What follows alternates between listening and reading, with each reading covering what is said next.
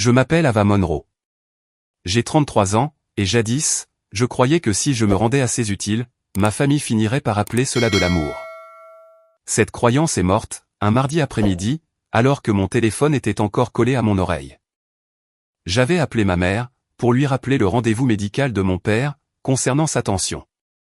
C'était juste un rappel de routine, car c'était toujours moi qui gardais en tête les médecins, les factures, les mots de passe, les dates d'échéance, et la moindre petite urgence que personne d'autre ne voulait gérer. Elle a dit, laisse-moi vérifier le calendrier sur le comptoir. Puis, elle a posé le téléphone, et a oublié de raccrocher. D'abord, j'ai entendu des tiroirs s'ouvrir. Ensuite, j'ai entendu mon père demander quelque chose, que je n'ai pas pu saisir. Ma mère a ri doucement, comme si elle parlait d'un vieux meuble abîmé, qu'ils auraient dû jeter depuis des années. C'est juste un fardeau, a-t-elle lâché. Une erreur que nous avons gardée trop longtemps. Je n'ai pas cligné des yeux. Je n'ai pas respiré. Pendant 6 ans, je leur avais envoyé près de 1850 $ par mois. Cet argent couvrait les frais de copropriété, les trous dans leur assurance, les factures médicales, les réparations du toit, et même une partie de leur billet en classe à faire, pour le voyage en Europe qu'ils faisaient la semaine suivante. La maison de ville à Sarasota, qu'ils exhibaient fièrement comme le rêve de leur retraite, n'avait pas été bâtie par leur sacrifice. Elle était protégée par mon nom, mon fonds de placement, mon argent, et mon silence. La chose la plus étrange, c'est que je n'ai pas pleuré. J'ai souri, car à cette seconde précise, toutes les excuses que j'avais pu leur trouver venaient de voler en éclats. Ils pensaient que j'étais trop loyal pour partir. Trop faible pour riposter. Trop reconnaissante pour fermer la porte. Ils avaient tort. Avant de vous raconter ce qui s'est passé, lorsqu'ils sont rentrés d'Europe et que leur clé ne fonctionnait plus, dites-moi une chose. Êtes-vous déjà resté loyal, envers des personnes qui ne vous accordaient de la valeur que lorsque vous étiez utile? Le lendemain matin, je me suis réveillé avant mon alarme, et je ne me sentais pas fatigué. Cela m'a un peu effrayé. En général, après un chagrin d'amour, les gens s'attendent à des larmes, à des mains qui tremblent, ou peut-être à un texto dramatique que l'on regrette plus tard. Je n'ai rien eu de tout cela. J'ai préparé du café, j'ai ouvert mon ordinateur, et j'ai affiché chaque compte qui, silencieusement, reliait ma vie à la leur depuis 6 ans. Frais de copropriété, charges, compléments d'assurance maladie, réparation d'urgence, carte de crédit, virement bancaire, frais de pharmacie, surclassement de voyage, frais de garde-meubles. Sans oublier ce petit compte privé, que ma mère aimait appeler « notre matelas familial ». Bien que la majeure partie de ce matelas provienne de moi, j'ai créé un tableau Excel, car le papier dit la vérité quand les gens s'y refusent. À midi, je fixais un chiffre qui m'a glacé le sang. En 6 ans, j'avais payé plus de 133 000 $. Et cela n'incluait pas les appels téléphoniques, les plans de paiement, les formulaires d'assurance, ni la honte que je ravalais, chaque fois que ma mère me traitait d'égoïste pour avoir osé hésiter. J'ai cliqué sur les fichiers concernant la maison de ville de Sarasota. Ensuite, la résidence avec vue sur le golfe, que mes parents affichaient en ligne comme leur retraite de rêve, n'avait en fait jamais été à eux. Je l'avais acheté 4 ans plus tôt, à l'époque où je croyais encore que leur offrir du confort les pousserait enfin à me voir. L'acte de propriété était au nom de mon trust personnel, géré par une petite SARL, que mon avocat spécialisé en patrimoine avait mis en place pour des raisons de confidentialité. Ils étaient autorisés à y vivre, en vertu d'un accord d'occupation familiale, qui avait expiré il y a 8 mois. Ils n'avaient jamais posé de questions sur ce point. Tout ce qui leur importait, c'était de pouvoir se tenir sous ce toit, et de dire que c'était le leur. À 10h15, j'ai appelé Céleste Grant, mon avocate spécialisée à Tampa. Ma voix était si calme, qu'elle m'a demandé s'il s'agissait d'une décision purement commerciale. J'ai répondu que oui, car à cet instant, c'en était une. Je lui ai dit que je voulais une sortie nette, un avis juridique, aucun drame, aucune faille, et aucune chance que quiconque puisse prétendre que j'agissais par méchanceté. Elle a demandé si mes parents avaient un bail. Non. Était-il sur l'acte de propriété? Non. Avait-il contribué à l'achat, aux taxes, à l'assurance, ou au prêt hypothécaire de manière documentée? J'ai failli rire. J'ai répondu, non, ils ont seulement contribué par leurs opinions. À la fin de l'appel, elle avait préparé une liste de tâches. Avis d'expulsion, car l'accord d'occupation était caduc. Confirmation de propriété. Inventaire des biens personnels. Organisation d'un garde-meuble, avec 30 jours payés d'avance. Transfert des services publics. Consultation avec un agent immobilier. Aucune confrontation. Aucun message émotionnel. Juste des documents. Des documents propres, silencieux et définitifs. 2 heures plus tard, j'ai parlé à un agent immobilier nommé Ben, spécialisé dans les ventes rapides et payées comptant pour les propriétés côtières. Il connaissait des acheteurs du Nord, qui cherchaient une maison d'hiver sans avoir à négocier longuement. Quand il m'a demandé à quelle vitesse je voulais avancer, j'ai répondu, assez vite, pour que personne n'ait le temps d'inventer une histoire avant que ce soit réglé. Les 3 jours suivants se sont déroulés comme si j'étais sorti de mon propre corps. Je suis allé travailler au réseau hospitalier d'Atlanta, j'ai examiné des rapports de personnel, j'ai participé à des appels opérationnels, et personne ne savait que je démantelais mon rôle familial entre 2 réunions. Ma mère m'a envoyé une photo de sa valise, me demandant si son manteau beige faisait assez européen. J'ai répondu, magnifique. Passé un merveilleux voyage d'anniversaire. Mon père a envoyé un emoji pouce en l'air, quand je lui ai rappelé d'emporter ses médicaments. Mon frère m'a envoyé un message depuis Las Vegas, me demandant si je pouvais lui avancer $1500 jusqu'à vendredi. Je l'ai laissé en lu. Le matin où mes parents se sont envolés pour Barcelone, ma mère a posté un selfie à l'aéroport avec la légende « Enfin, notre tour de profiter de la vie ». J'ai regardé la photo pendant 5 secondes, puis j'ai signé le mandat de vente. Pendant qu'ils mangeaient des tapas et filmaient des plafonds de cathédrale, je faisais suivre leur courrier, je fermais les accès aux paiements partagés, je retirais ma carte des prélèvements automatiques, et j'autorisais une équipe de déménageurs à séparer ce qui leur appartenait de ceux qui m'appartenaient. Leurs vêtements, les boîtes de photos de famille, les papiers, et les objets personnels sont allés dans un garde-meuble climatisé près de Tampa, payé pour 30 jours, avec un avis écrit. Le canapé d'angle que j'avais acheté, la machine à expresso, l'ensemble de salles à manger, les tableaux, les meubles de terrasse, la télévision intelligente, la voiturette de golf. Tout cela avait des reçus à mon nom. Certaines pièces ont été vendues en 48 heures. D'autres sont parties à des œuvres caritatives. Je n'ai rien gardé. Je ne voulais pas de trophée. Je voulais le silence. L'acheteur content a fait une offre solide. Aucun financement, aucun jeu sur l'inspection, aucun délai sentimental. La date de signature est tombée alors que mes parents étaient à Paris, posant à côté de verres de vin, et souriant comme s'ils avaient bâti une vie intouchable. Ma mère a écrit, 40 ans d'amour, de travail acharné, et la famille avant tout.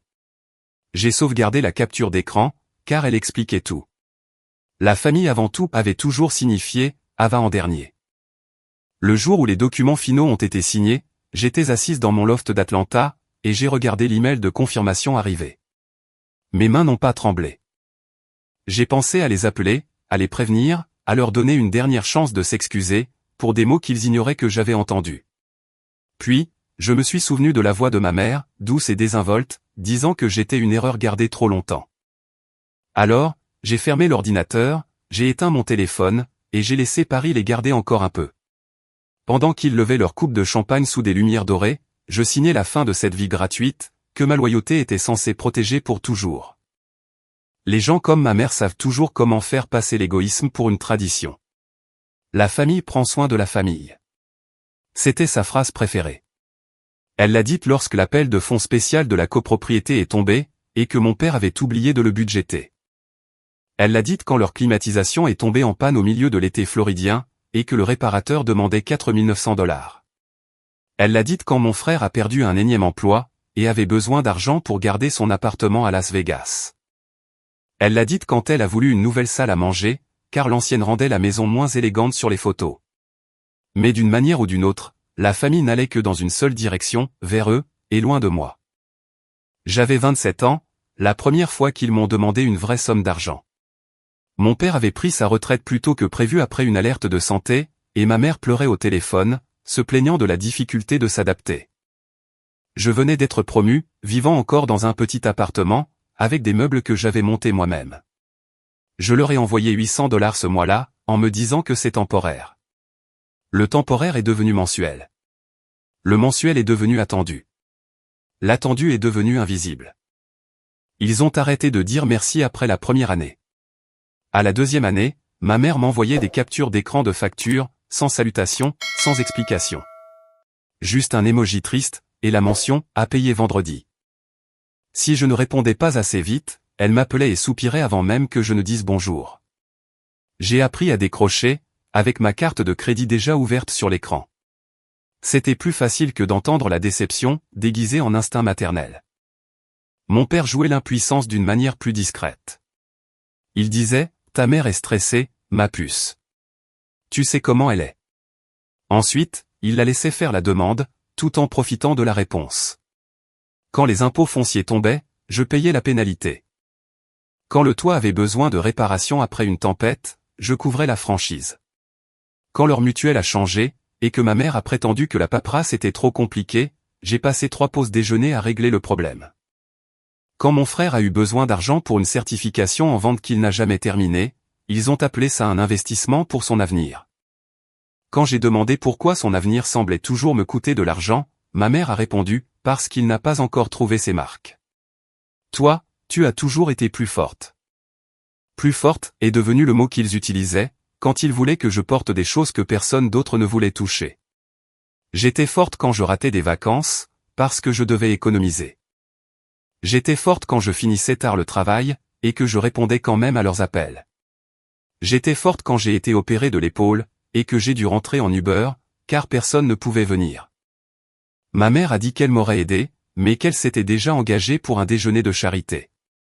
Mon père a envoyé un texto, j'espère que ça s'est bien passé. Mon frère ne m'a écrit que 3 semaines plus tard, quand la traite de sa voiture a été rejetée. Pour mon anniversaire, ma mère a envoyé un emoji cupcake et a écrit « semaine chargée. On s'appelle vite ». Elle ne l'a pas fait. Cette même année, pour leur 40e anniversaire de mariage, j'ai réservé le restaurant, payé le photographe, commandé des fleurs, surclassé leur chambre d'hôtel, et offert à ma mère un forfait spa. Elle l'a plus tard décrit en ligne, comme un cadeau de sa merveilleuse famille. Elle a identifié mon frère. Elle ne m'a pas identifié. Je l'ai remarqué, mais je me suis dit que le remarquer faisait de moi quelqu'un de mesquin. Je me disais que les filles matures ne tenaient pas les comptes. Je me disais que l'amour n'était pas une transaction. Le problème, c'est qu'ils en avaient fait une. Ils s'étaient juste assurés que j'étais la seule à payer. Leurs amis de Sarasota pensaient qu'ils étaient des retraités aisés. Ma mère organisait des brunchs sur la terrasse que j'avais meublée. Elle versait le café de la machine que j'avais achetée, et disait à ses invités qu'ils avaient fait des sacrifices pendant des années pour s'offrir ce nouveau chapitre. Une fois, une voisine a fait un compliment sur la maison, et a demandé depuis combien de temps ils en étaient propriétaires. Ma mère a souri et a répondu « Le travail acharné porte ses fruits, si l'on est patient. » J'étais juste là, tenant des pâtisseries que j'avais payées. Elle ne m'a pas regardé. Mon père a regardé le sol. C'était sa spécialité, un silence qui protégeait la mauvaise personne. Le pire, c'est à quel point tout cela était devenu normal. J'ai cessé d'attendre de la chaleur. J'ai commencé à accepter l'accès qu'ils me donnaient. S'ils m'appelaient, au moins ils avaient besoin de moi. S'ils avaient besoin de moi, au moins je comptais. C'est le piège dont personne ne vous avertit. Quand l'amour se fait rare, la responsabilité peut commencer à ressembler à une preuve d'appartenance. Je suis donc devenu la personne responsable, le contact d'urgence, la gardienne des mots de passe, la main invisible derrière chaque photo confortable que ma mère publiait. Puis est venu cet appel téléphonique. Pas une dispute, pas un dérapage au milieu d'une crise. Sa voix était calme, presque ennuyée. Elle a dit que j'étais un fardeau, de la même façon que l'on dirait que le tapis a besoin d'être nettoyé. C'est ce qui a rompu le charme.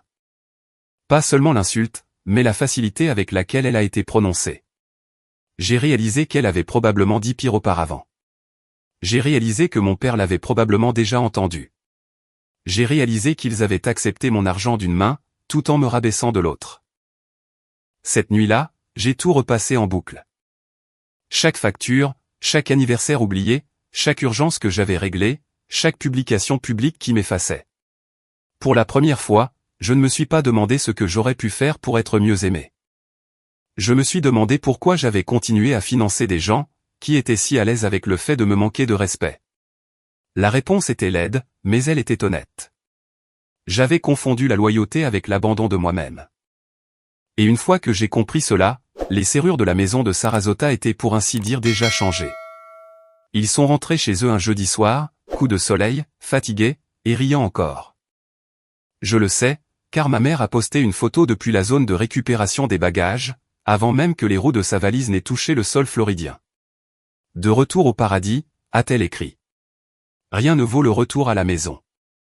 J'étais assise dans mon loft d'Atlanta, mon téléphone face contre table à côté de moi, buvant un thé devenu froid. Je n'ai pas ouvert les commentaires. Je pouvais les imaginer. Leur chauffeur est entré dans la résidence de Sarasota juste après le coucher du soleil. J'avais vu la notification du système de portail, car mon autorisation n'avait pas encore totalement expiré sur le portail des propriétaires. Leur nom n'était plus inscrit comme résident. Ils sont entrés en tant qu'invités, ce qui semblait presque poétique. Des invités, dans la vie qu'ils avaient prétendu posséder. Je m'imaginais ma mère sortant la première, portant le manteau beige sur lequel elle m'avait interrogé, se plaignant probablement que l'humidité floridienne ruinait ses cheveux. Mon père serait plus lent, une main sur sa valise, l'autre tapotant sa poche pour chercher les clés, en lesquelles il avait plus confiance qu'en la fille qui avait payé la porte. La première chose qu'ils ont dû remarquer, c'est le Porsche. Le paillasson de bienvenue avait disparu. Les palmiers en pot avaient disparu. Les chaises de terrasse avaient disparu. La lumière chaleureuse de la fenêtre avant avait disparu. La maison avait l'air propre, silencieuse, et inconnue, comme si elle avait cessé de jouer la comédie pour eux. Ma mère a essayé sa clé la première. Rien. Elle a probablement froncé les sourcils, l'a retirée, et a réessayé. Mon père la lui a prise, avec ce petit bruit impatient qu'il faisait quand il voulait se sentir utile. Sa clé n'a pas fonctionné non plus. Puis la porte latérale, puis le clavier du garage, puis le code de la serrure intelligente. Rien. J'ai laissé sonner le premier appel. Puis le deuxième, puis le troisième. Le premier message vocal de ma mère était irrité, pas effrayé. Ava, on vient d'arriver, et il y a un problème avec la serrure. Rappelle-moi. Le deuxième est arrivé 6 minutes plus tard. Le code du garage ne marche pas non plus. Est-ce que le syndic a changé quelque chose pendant notre absence? Le troisième était plus sec. Ce n'est pas drôle. Nous sommes épuisés. Mon père a appelé ensuite. Et, ma puce, ta mère commence à s'énerver. Appelle-nous juste, et dis-nous ce qu'il se passe. Ma puce. Ce mot m'a presque fait rire. Il sortait toujours quand il voulait adoucir les choses. Ensuite, le serrurier est arrivé. Je le sais, car l'ancienne voisine, Madame Lagne, m'a envoyé un texto, sans comprendre quelle narrait la fin de mon histoire. Tes parents sont dehors avec un serrurier. As-tu vendu l'endroit? Je ne lui ai pas répondu non plus. Le serrurier a demandé une pièce d'identité et une preuve de propriété. Mes parents lui ont donné leur permis de conduire, avec l'adresse de Sarasota fièrement imprimée sous leur nom. Il a vérifié le registre foncier sur sa tablette. Puis, il leur a dit qu'ils ne pouvaient pas ouvrir la porte, car leur nom ne correspondait pas aux informations de l'actuel propriétaire. J'aurais aimé entendre l'impact de cette phrase. Ma mère détestait être corrigée par le personnel de service. Elle détestait être ordinaire. Elle détestait être vue sans avoir le contrôle. Elle a appelé la ligne d'urgence du syndic, et a utilisé cette voie qu'elle réservait au restaurant quand sa table n'était pas prête. Il doit y avoir une erreur, a-t-elle affirmé. Nous vivons ici. Nous vivons ici depuis des années. Le gestionnaire du syndic est resté poli, ce qui a probablement empiré les choses. La propriété avait été transférée. La liste des résidents autorisés avait changé. Il n'y figurait pas. Ils pouvaient contacter le propriétaire ou la nouvelle direction s'ils avaient des questions. Propriétaire. Nouvelle direction. Transféré. Les mots semblent petits, jusqu'à ce qu'ils vous arrachent une maison. C'est à ce moment-là qu'ils ont trouvé l'enveloppe scotchée à côté de la sonnette. Pas sur la peinture, car j'avais promis à Céleste de ne faire aucun dégât. À l'intérieur, il y avait l'avis pour le garde-meuble, les informations finales sur les services publics, et un post-it jaune. Surprise. Voilà ce qu'un fardeau peut faire. Aucune signature, aucune explication. Il n'en avait pas besoin. Ma mère a crié en premier. Madame Lang m'a raconté plus tard que ce n'était pas un pleur. C'était le son de quelqu'un qui regarde un miroir se briser. Mon père répétait « non, non, non ». Comme si la répétition pouvait annuler un transfert d'acte de propriété.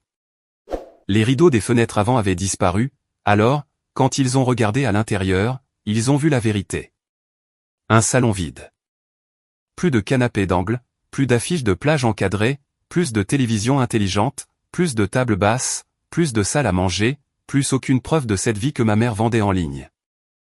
Tout ce qu'ils avaient appelé le leur, simplement parce que j'étais trop fatigué pour les corriger, avait été enlevé, vendu, donné, ou stocké conformément aux documents. Leur boîte personnelle était en sécurité. Leurs vêtements étaient au garde-meuble. Ils n'étaient pas à la rue par cruauté. Ils étaient mis dans l'inconfort, parce que la personne qu'ils utilisaient avait cessé d'être volontaire pour se faire utiliser. Cette différence comptait, pour moi. Ma mère a rappelé, et cette fois, sa voix s'est brisée. « Ava, où sommes-nous censés dormir ce soir ?» J'ai fixé le téléphone, jusqu'à ce que l'écran s'éteigne. J'ai pensé à elle à Barcelone, souriant sous de vieux balcons en pierre. J'ai pensé à Paris, au champagne, aux légendes sur l'amour et la famille. J'ai pensé à sa voix, à travers le téléphone, ce fameux mardi après-midi. C'est juste un fardeau, une erreur que nous avons gardée trop longtemps. Alors, j'ai fait ce qu'elle m'avait appris à faire, quand quelqu'un était dérangeant, je l'ai laissé se débrouiller. À minuit, ils étaient dans un hôtel près de l'autoroute. Pas l'endroit en bord de mer que ma mère aurait choisi, si quelqu'un d'autre payait. Les messages vocaux ont continué d'arriver. La confusion s'est transformée en panique. La panique s'est transformée en accusation.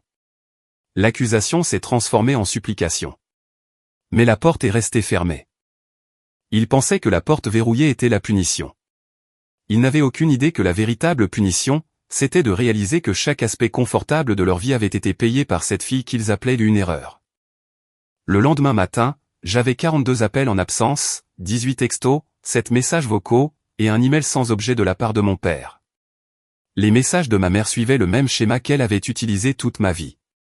D'abord, elle était impuissante. Ensuite, elle était blessée. Ensuite, elle était en colère. Et pour finir, elle devenait la victime de la douleur qu'elle avait elle-même causée. Son premier message vocal était plein de larmes. « S'il te plaît Ava, dis-nous juste ce qui s'est passé. Nous sommes dans un hôtel. » On ne comprend pas, le deuxième avait un ton plus dur. « Quoi que tu penses avoir entendu, ce n'est pas comme ça qu'une famille gère les choses. » Au troisième, elle ne faisait plus semblant. « As-tu la moindre idée d'à quel point c'était humiliant, de rester planté devant cette maison, avec les voisins qui nous regardaient ? Et voilà. Pas de « je suis désolé de t'avoir traité de fardeau. » Pas de « je suis désolé de t'avoir laissé payer pour notre vie, pendant que je me moquais de toi. » Pas de « je suis désolé de t'avoir fait sentir indésirable. » Elle était contrariée, parce que les gens avaient vu. L'email de mon père était pire, parce qu'il essayait de paraître raisonnable. Il a écrit que ma mère était sous le coup de l'émotion, que j'avais du mal comprendre le contexte, que le mot fardeau faisait référence au stress, et non à moi. Puis, 2 paragraphes plus bas, il m'a demandé si je pouvais au moins réactiver la carte de crédit pour l'hôtel, pendant une semaine, le temps qu'il règle la situation. C'était tout mon père, résumé en un email. Nier la blessure, puis demander à la blessure de payer l'addition. Mon frère a fini par apparaître vers midi, armé de ce courage que les gens trouvent lorsqu'ils ne sont pas ceux qui tiennent les factures. « Qu'est-ce que tu as fait à maman et papa ?» a-t-il écrit par texto. « Maman est anéantie, après tout ce qu'ils ont fait pour toi. C'est dégoûtant. » J'ai lu le message 2 fois. Pas parce qu'il me blessait, mais parce que je voulais étudier l'arrogance dans son habitat naturel. Tout ce qu'ils ont fait pour moi. Ils m'avaient élevé. Oui. Ils m'avaient nourri. Oui. Ils m'avaient donné le minimum légal, enveloppé de ressentiment, et avaient appelé ça un sacrifice pour le reste de ma vie. Pendant ce temps, j'avais payé leurs charges, leurs réparations, leurs assurances, leur luxe, leurs voyages, et la moitié des échecs de mon frère. Je ne lui ai pas répondu. Le silence était la seule langue qu'il n'avait jamais pu utiliser contre moi. Puis, j'ai envoyé un seul email. Un seul. Sans émotion, sans insulte, juste des faits. J'ai joint 6 années de virement. J'ai joint les reçus pour la climatisation, la réparation du toit, la salle à manger, la machine à expresso, la voiturette de golf, les meubles de terrasse, et l'aide pour leur prime médicale. J'ai joint l'accord d'occupation expiré. J'ai joint l'historique de l'acte, montrant que la maison de Sarasota ne leur avait jamais appartenu. J'ai joint l'avis pour le garde-meuble, payé pour 30 jours. Mon message tenait en une ligne, vous m'avez traité de fardeau, alors j'ai retiré le fardeau. Ma mère a répondu en 4 minutes. Ce n'est pas juste. Elle a écrit, je t'ai donné la vie. J'ai fixé ces mots pendant un long moment. Elle pensait que la vie était un prêt, que je ne pourrais jamais finir de rembourser. Elle pensait que parce qu'elle m'avait donné naissance, elle possédait un accès illimité à mon argent, mon temps, mon pardon, et mon silence. Cette croyance m'avait maintenue prisonnière, plus longtemps que l'amour ne l'avait jamais fait. Alors, j'ai continué. Je me suis connecté au compte de la carte de crédit familiale, et j'ai retiré chaque utilisateur autorisé. La carte était censée servir pour les urgences, mais ma mère l'avait utilisée pour des bougies, des brunchs, des rendez-vous chez le coiffeur, et des rideaux en lin qu'elle disait nécessaires, parce que les rideaux bon marché la déprimaient. J'ai annulé le paiement automatique de leur mutuelle complémentaire. Pas le contrat lui-même, juste ma carte. Ils allaient devoir entrer leurs propres moyens de paiement, comme n'importe quel autre adulte.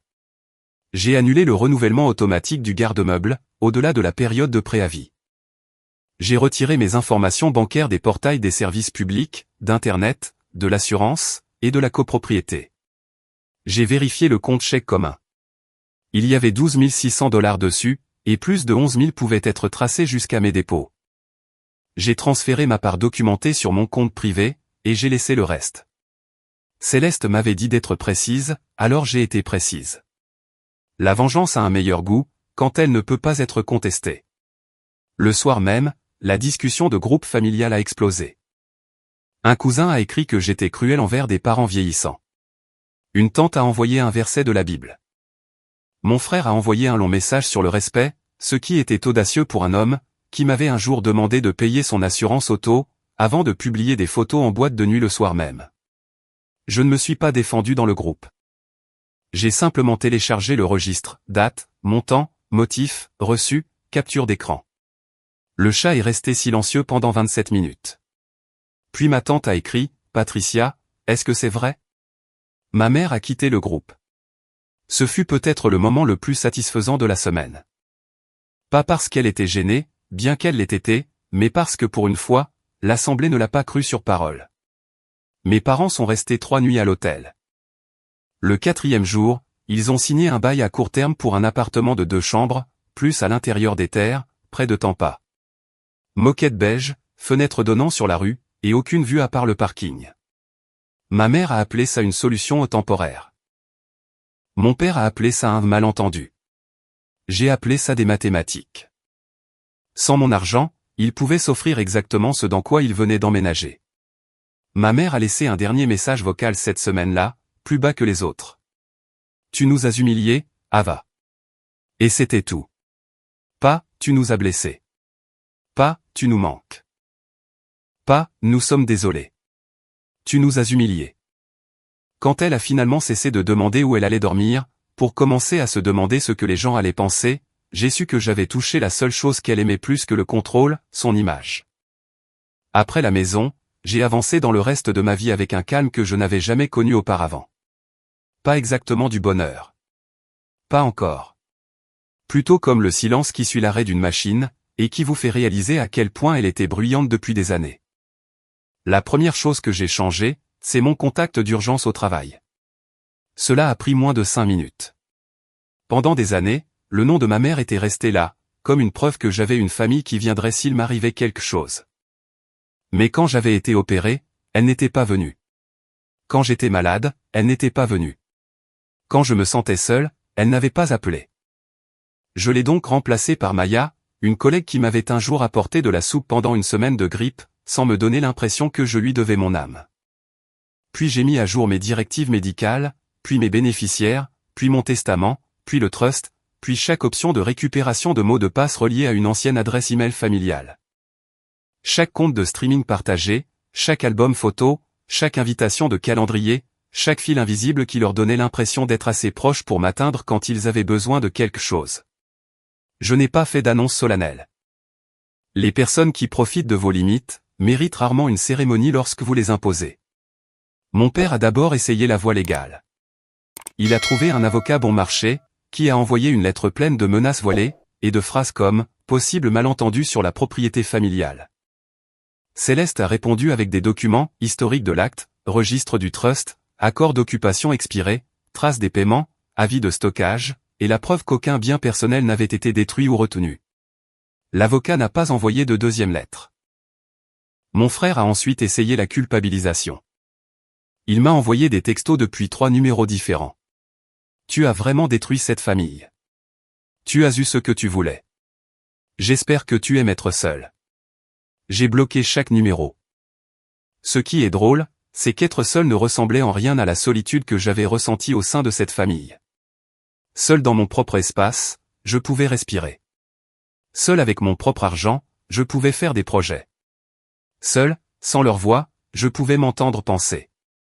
Ma mère a rendu l'affaire publique 2 semaines plus tard, car bien sûr, il le fallait. Elle a publié une vieille photo de nous, de quand j'avais 9 ans. Mes cheveux en queue de cheval de travers, son bras autour de moi d'une manière qui semblait presque tendre. La légende disait, certaines filles oublient qui a fait des sacrifices pour elles. La trahison familiale est une douleur qu'aucune mère ne devrait connaître. Pendant 1 heure, les commentaires l'ont réconforté. Puis ma tante, celle-là même du groupe de discussion, a écrit « Patricia, peut-être que cela ne devrait pas être réglé en ligne ». Cette seule phrase a changé la température de la pièce. Les commentaires ont ralenti. Une voisine de Sarasota avait aimé le commentaire de la tante, mais pas la publication de ma mère. Quelqu'un d'autre a demandé si tout allait bien avec la maison. Ma mère a supprimé le post avant le dîner. Elle a réessayé avec des citations illustrées. Le sang fait de vous des parents. La loyauté fait de vous une famille. Ou encore, ne brûlez pas les ponts pour pleurer quand vous ne pouvez plus traverser. Mais les mentions j'aime étaient différentes maintenant. Moins de cœur, moins de compliments, plus de silence. L'image a besoin d'un public pour survivre, et le sien avait commencé à poser des questions. Mon père a dû vendre le SUV 2 mois plus tard. Il a dit aux gens qu'il réduisait leur train de vie par souci de simplicité. Ma mère a pris un emploi à temps partiel dans une boutique de décoration, ce qui correspondait presque trop parfaitement à la vie qu'elle avait prétendu posséder. Mon frère a finalement pris un emploi de vendeur à temps plein, parce que personne ne lui envoyait d'argent en urgence. Pour la première fois depuis des années, leurs problèmes restaient là où ils avaient commencé, avec eux. Ce fut la partie la plus difficile à accepter. De voir à quelle vitesse le monde a continué de tourner, quand j'ai arrêté de sauver tout le monde.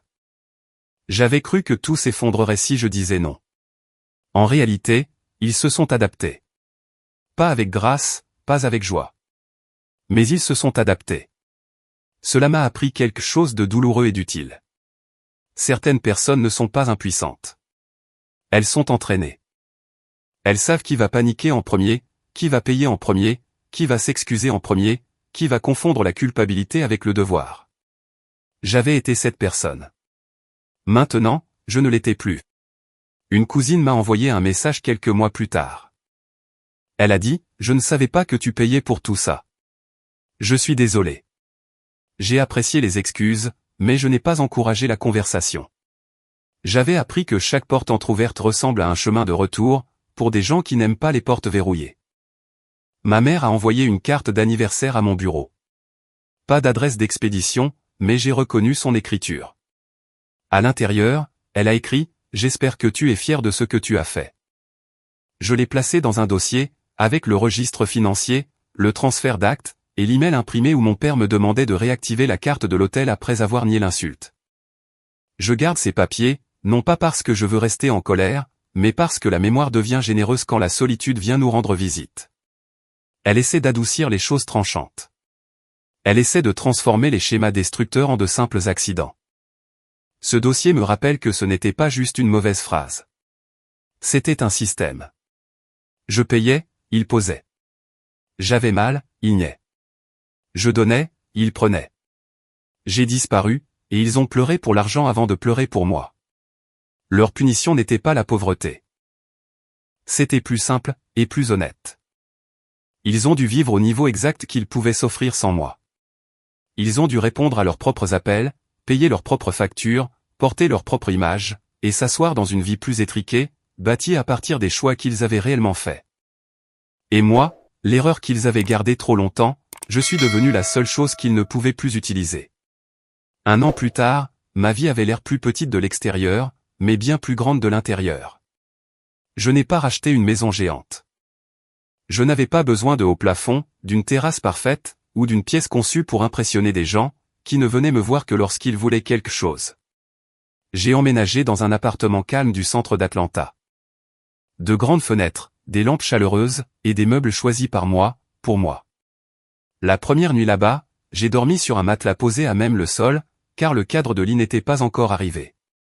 Et je me souviens m'être réveillé à 3 heures du matin, dans un silence absolu. Aucune panique à l'idée de savoir si le paiement de l'assurance de ma mère était passé.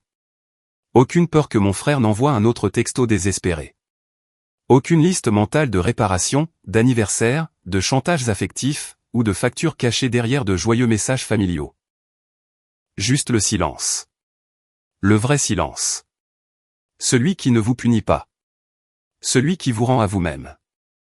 Mes économies ont augmenté plus vite que je ne l'espérais. Au début, j'ai cru qu'il y avait une erreur comptable. Puis j'ai réalisé que l'erreur, c'était la vie que je menais avant. L'argent restait là où je le mettais. Ma carte de crédit a cessé d'afficher des dépenses pour des restaurants que je ne visitais jamais, et des magasins où je n'entrais jamais. Mon agenda s'est libéré. Mes week-ends sont devenus les miens. J'ai commencé à aller à la salle de sport avant le travail. Pas parce que je voulais un corps de vengeance, mais parce que je voulais me sentir présente dans un corps qui avait passé des années à se préparer au choc. J'ai accepté une promotion au poste de responsable de la stratégie des opérations. C'était quelque chose que j'avais failli refuser des mois plus tôt, parce que j'avais peur que plus de responsabilités au travail me laisse moins d'énergie pour les urgences familiales. Cette pensée m'a rendu triste quand je l'ai identifiée. J'avais réduit mon avenir, pour faire de la place à des gens qui me traitaient de fardeau. La thérapie m'a aidé à nommer ce qui s'était passé, sans l'enjoliver. Ce n'était pas juste un conflit familial. C'était de l'exploitation financière, enveloppée dans une obligation émotionnelle. C'était de la parentification, portant une jolie robe appelée loyauté. C'était le lent conditionnement d'une fille, pour lui faire croire que l'amour devait se gagner en étant utile. Mon thérapeute m'a demandé ce qui me manquait le plus chez eux. Je m'attendais à répondre la voix de ma mère, ou les vieilles blagues de mon père, ou l'idée des fêtes de fin d'année.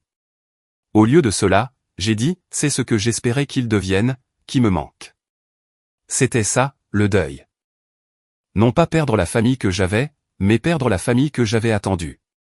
Mes parents vivaient toujours près de Tampa, la dernière fois que j'ai vérifié. Je ne regarde pas souvent. Ma mère publie moins maintenant. Fini les légendes européennes. Fini les brunchs sur une terrasse que j'ai payée.